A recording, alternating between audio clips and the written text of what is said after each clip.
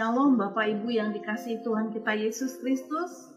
Puji nama Tuhan, boleh berjumpa kembali melalui renungan malam bersama saya si Tuan Nyonya Reta Hasibuan Borupohan. Hari ini Senin 13 Desember 2021. Sebelumnya mari kita satukan hati, kita berdoa. Bapak yang baik, puji nama Tuhan, kami ucap syukur Bapak untuk setiap kesempatan yang Tuhan boleh berikan kepada kami. Sebelum kami beristirahat, kami rindu disapa melalui kebenaran firman-Mu, supaya olehnya kami mendapat kekuatan baru, penghiburan di dalam menjalani hari-hari yang Tuhan masih berikan kepada kami. Terima kasih Tuhan, di dalam nama Tuhan Yesus kami berdoa dan mengucap syukur. Amin. Bapak Ibu yang terkasih di dalam Kristus, renungan malam pada malam hari ini terambil dari Ibrani 13 ayat 7 sampai dengan 17. Demikian firman Tuhan. Ingatlah akan pemimpin-pemimpin kamu yang telah menyampaikan firman Allah kepadamu. Perhatikanlah akhir hidup mereka dan contohlah iman mereka. Yesus Kristus tetap sama, baik kemarin maupun hari ini dan sampai selama-lamanya. Janganlah kamu disesatkan oleh berbagai-bagai ajaran asing, sebab yang baik ialah bahwa hati kamu diperkuat dengan kasih karunia, dan bukan dengan pelbagai makanan yang tidak memberi faedah kepada mereka yang menuruti aturan-aturan makanan macam itu. Kita mempunyai suatu mezbah, dan orang-orang yang melayani kemah tidak boleh makan dari apa yang di dalamnya, karena tubuh binatang-binatang yang darahnya dibawa masuk ke tempat kudus oleh imam besar sebagai korban penghapus dosa dibakar di luar perkemahan. Itu jugalah sebabnya Yesus telah menderita di luar pintu gerbang untuk menguduskan umatnya dengan darahnya sendiri. Karena itu marilah kita pergi kepadanya di luar perkemahan dan menanggung kehinaannya. Sebab di sini kita tidak mempunyai tempat tinggal yang tetap.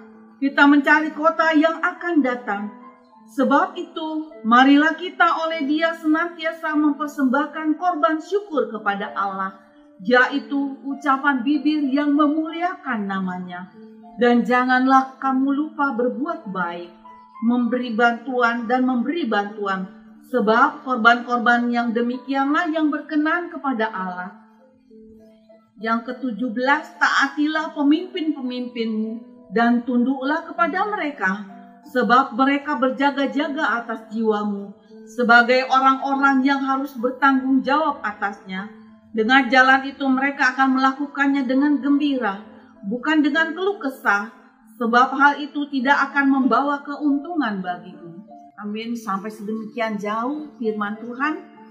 Judul renungan malam pada malam hari ini saya beri judul, Ingatlah, taatilah, dan tunduklah kepada pemimpin roh dan jiwamu.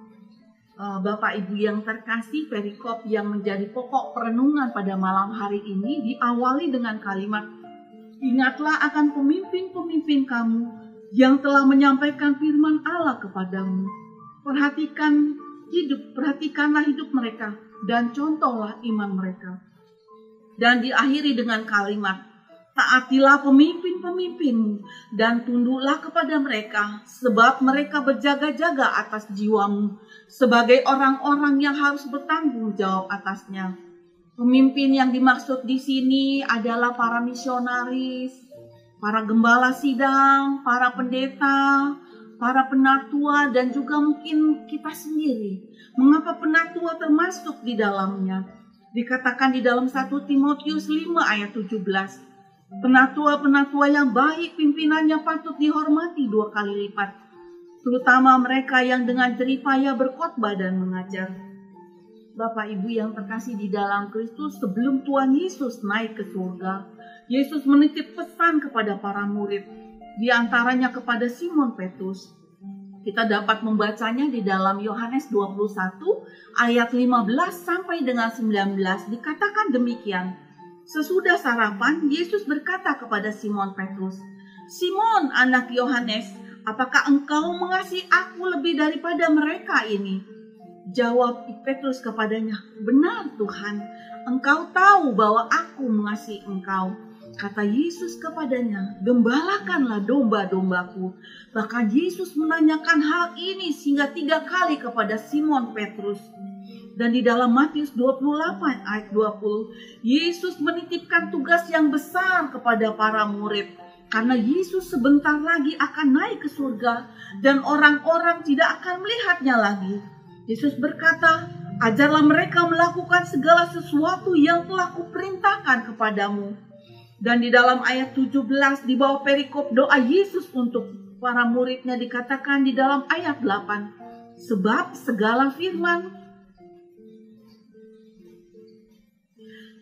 segala firman yang engkau sampaikan kepadaku telah kusampaikan kepada mereka dan mereka telah menerimanya. Bapak Ibu yang terkasih di dalam Kristus, terkhususnya bagi jemaat GKPA dimanapun berada, puji nama Tuhan, pemberitaan tentang nama Yesus dan segenap pengajarannya itu boleh sampai kepada kita melalui perantaraan hamba-hambanya, berita kesukaan, kabar baik yang menuntun kehidupan dari kegelapan menjadi hidup dalam kuasa terang, boleh menjadi bagian kita. Sungguh kita patut bersyukur. Bapak Ibu yang terkasih, GKPA di dalam rangka memperingati 25 tahun Pesta Olok-Olok telah mengeluarkan buku dari gereja Zending ke GKPA, Sejarah Perwujudan GKPA, dengan latar belakang perjalanan Zending di daerah Angkola dan Mandailing. Bapak Ibu yang terkasih di dalam Kristus, melalui buku ini kita boleh bertemu dengan hamba-hamba Tuhan yang hebat, yang diutus Tuhan ke daerah kita, orang-orang Batak, Angkola, Mandailing. Kita mengenang perjuangan iman mereka dalam memberitakan Injil, dan kita bisa belajar tentang pola hidup, pengalaman-pengalaman rohani dalam menyelesaikan panggilan Tuhan di tanah gereja dan masyarakat yang masih primitif pada waktu itu. Bapak Ibu yang terkasih, buku ini sungguh memotivasi untuk kita senantiasa taat dan mencintai gerejanya, yaitu melalui gereja GKPA kita mencintai Tuhan Yesus melalui pemberitaan firman yang disampaikan oleh para misionaris. Dikatakan di dalam ayat 8, Yesus Kristus tetap sama, baik kemarin maupun hari ini dan sampai selama-lamanya. Oleh karena itu percayalah selalu kepada Yesus, karena di dalam namanya ada hidup, ada janji yang kekal, dan ada kemuliaan. Di dalam surat Ibrani ayatnya ke-13 dikatakan demikian. Dia mengajak kita umat yang percaya yang telah menerima kabar baik untuk meninggalkan kehidupan yang aman dan nyaman dan turut serta dalam pekerjaan pemberitaan nama Yesus. Karena itu marilah kita pergi kepadanya di luar perkemahan dan menanggung kehinaannya. Karena di dalam Galatia 3 ayat 13 dinyatakan, Kristus telah menebus kita dari kutuk hukum Taurat dengan jalan menjadi kutuk karena kita. Sebab ada tertulis, terkutuklah orang yang digantung pada kayu salib. Yesus telah menderita di luar pintu gerbang untuk menguduskan umatnya dengan darahnya sendiri. Tanpa penumpahan darah daripada Tuhan, maka tidak ada pengampunan dosa. Ibrani 9 ayat 22. Bahkan doa Yesus di Taman Getsemani, bahwa ia tidak menolak penderitaan dan rasa malu di Kalvari, asalkan hasilnya mendatangkan berkat-berkat kudus kepada umat manusia. Dengan pengorbanan Yesus, sifat Allah yang kudus dan benar diperkenalkan turun ke atas dunia. Dan kita sebagai bagian umat yang percaya telah menjadi suatu bagian anugerah yang besar ini melalui pemberitaan firman Allah yang disampaikan oleh para pemimpin. Itulah sebabnya Allah menekankan agar kita memperhatikan hidup para pemimpin rohani kita, baik yang masih ada maupun yang sudah tidak ada. Perhatikanlah akhir hidup mereka dan contohlah iman mereka.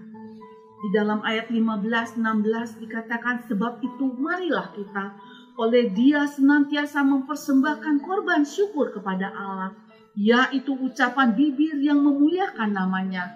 Dan janganlah kamu lupa berbuat baik dan memberi bantuan, sebab korban-korban demikianlah yang berkenan kepada Allah.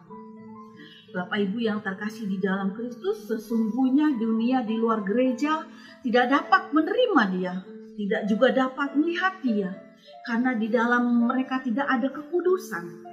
Melalui kehidupan iman orang percaya yang telah menerima Roh Kudus, kasih dan kebaikan Allah dapat dirasakan oleh mereka. Oleh karena itu, marilah kita turut serta ambil bagian dalam setiap ibadah, persekutuan yang ada di dalam gereja kita, sebagai wujud daripada ucapan syukur kita kepada Allah yang telah memilih kita menjadi bagian daripada umat yang mendapat penebusan dosa. Dan juga agar kita boleh senantiasa diperlengkapi dalam pekerjaan pemberitaan Injil. Dan hendaklah kita juga senantiasa taat dan menundukkan diri kepada para pemimpin rohani kita. Sebab merekalah yang berjaga-jaga atas jiwa kita. Demikian juga Allah memberikan pesan kepada para pemimpin rohani, yaitu kepada para pendeta.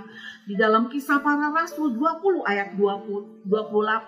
Karena itu jagalah dirimu dan jagalah seluruh kawanan, karena kamulah yang ditetapkan Roh Kudus menjadi penilik untuk menggembalakan jemaat Allah yang diperolehnya dengan darah anaknya sendiri. Amin. Demikian firman Tuhan. Mari kita satukan hati, kita berdoa.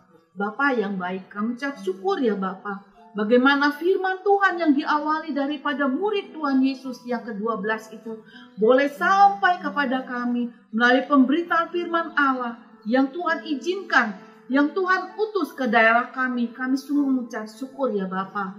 Pada malam hari ini kami berdoa Tuhan untuk kepada para pemimpin rohani kami Tuhan.